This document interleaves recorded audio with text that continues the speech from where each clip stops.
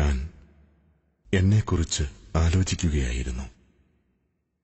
തീർച്ചയായും എന്നെക്കുറിച്ച് ഇതിനു മുമ്പ് പലരും ആലോചിച്ചിരിക്കണം. എന്റെ ജനനത്തിനും മുമ്പേ എന്റെ മാതാപിതാക്കൾ എന്നെക്കുറിച്ച് സ്വപ്നങ്ങൾ കണ്ടിരിക്കണം.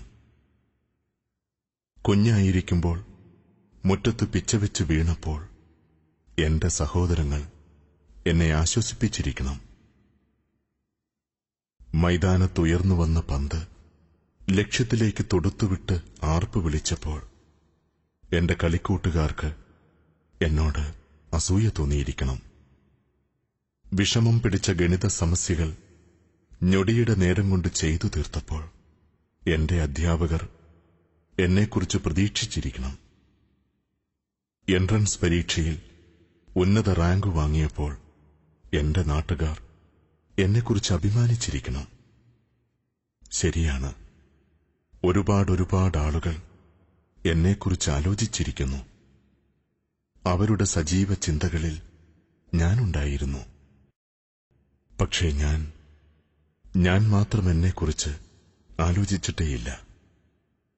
സത്യത്തിൽ ഞാൻ ആരാണ്? എന്നെക്കുറിച്ച് എനിക്ക് മാത്രമേ അറിയൂ. വീട്ടിൽ, അങ്ങാടിയിൽ, പള്ളിയിൽ, ക്ലാസ് മുറികളിൽ, ഹോസ്റ്റലിൽ, മറ്റുള്ളവരുടെ സാന്നിധ്യത്തിലെല്ലാം യഥാർത്ഥ ഞാനല്ലാതാകുന്നു.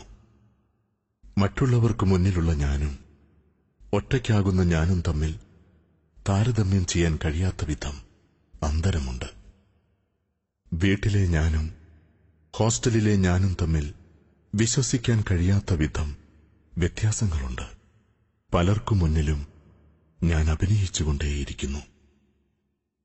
എന്നെക്കുറിച്ചെല്ലാം അറിയാം എന്ന് വീമ്പു പറയുന്ന എന്റെ ആത്മാർത്ഥ സുഹൃത്തുക്കളിൽ നിന്ന് പോലും ഞാൻ എന്നെ സമർത്ഥമായി മറച്ചുവെച്ചിരിക്കുന്നു. ഇല്ല, നിങ്ങൾക്കാർക്കും അറിയില്ല എന്നെ. സത്യം, എന്നെക്കുറിച്ച് എനിക്ക് മാത്രമേ അറിയൂ. പള്ളിയിലേക്ക് പോകുന്ന ഞാനല്ല പാർട്ടിയിലേക്ക് പോകുന്നത്. അസമയത്ത് തുറന്നുകിടക്കുന്ന ലാപ്ടോപ്പിന് മുന്നിലെ എന്നെ നിങ്ങൾ കണ്ടിട്ടില്ല. പാതിരാത്രിയിൽ മൂടിപ്പുതച്ച പുതപ്പിനടിയിൽ എന്റെ മൊബൈലുകളിൽ നിന്നുയരുന്ന ശബ്ദം നിങ്ങൾ കേട്ടിട്ടില്ല. എനിക്ക് നിങ്ങളെ എളുപ്പത്തിൽ കബളിപ്പിക്കാനാകും. ബ്ലോഗിലെ എന്റെ കഥകൾ വായിച്ച് സമൂഹത്തോടും ഇതര ജീവജാലങ്ങളോടും ഏറെ അനുകമ്പയുള്ളവനാണ് ഞാനെന്ന് നിങ്ങൾ കരുതി കാണണം. വൃദ്ധദിനത്തിൽ ഫേസ്ബുക്കിൽ ഞാനിട്ട സ്റ്റാറ്റസ് കണ്ട് വൃദ്ധരെ പരിഗണിക്കുന്നവനാണ് ഞാനെന്ന് നിങ്ങൾ തെറ്റിദ്ധരിച്ചിട്ടുണ്ടാകണം. നിങ്ങൾക്കാർക്കും മനസ്സിലാക്കാനാവില്ല എന്നെ.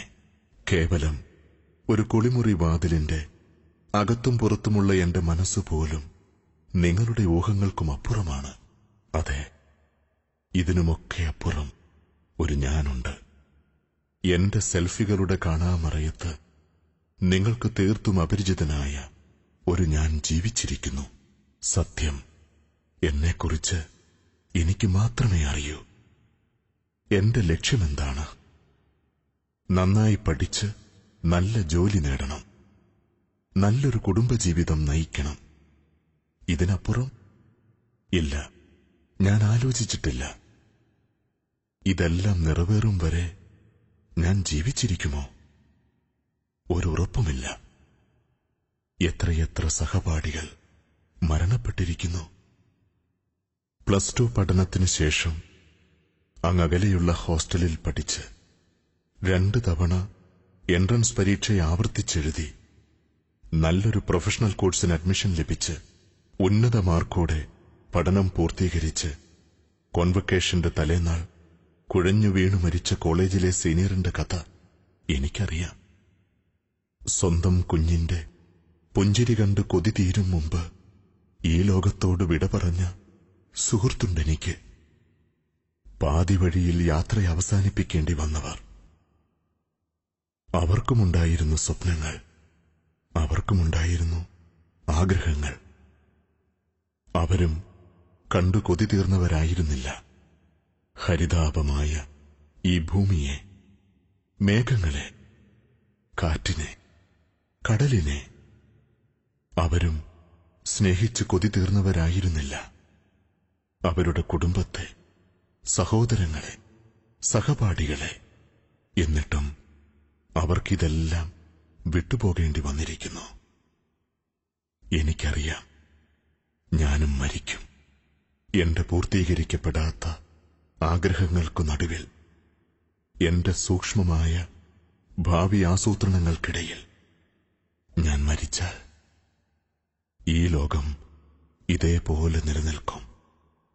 എന്റെ കൂട്ടുകാർ തുടർന്നും പഠിച്ചുകൊണ്ടേയിരിക്കും. എന്റെ കോളേജും ക്ലാസ് മുറികളും പഴയ പോലെ ശബ്ദമുഖരിതമായിരിക്കും. തമാശകളും തർക്കങ്ങളുമായി ഹോസ്റ്റൽ മുറികൾ രാത്രികളെ വരവേറ്റുകൊണ്ടേയിരിക്കും. നഷ്ടം എനിക്ക് മാത്രമാണ്. ഞാൻ മരിച്ചാൽ ഞാൻ അതുവരെ ഉപയോഗിച്ച വസ്ത്രങ്ങൾ ആരൊക്കെയോ ചേർന്ന് അഴിച്ചുവെക്കും. നിങ്ങൾക്കു മുന്നിൽ ഞാൻ അഭിനയിച്ച എന്റെ വേഷങ്ങൾ, നിങ്ങളെ കബളിപ്പിക്കാൻ ഞാനിട്ട എന്റെ മൂടുപടങ്ങൾ എല്ലാം ആരൊക്കെയോ ചേർന്ന് ഊരിയഴിക്കും. എല്ലാം കഴിഞ്ഞ് കൂടി നിന്നവർ 3 പിടി മണ്ണുമിട്ട് തിരികെ പോയാൽ അവിടെ ഞാൻ ഒറ്റയ്ക്കാകും. ഇതുവരെ നിങ്ങൾ കണ്ട ഞാനല്ല അവിടെ കിടക്കുന്നത്. യഥാർത്ഥ ഞാനായിരിക്കും അത്. ഒറ്റയ്ക്കായ ഞാൻ, നിങ്ങൾക്കറിയാത്ത ഞാൻ.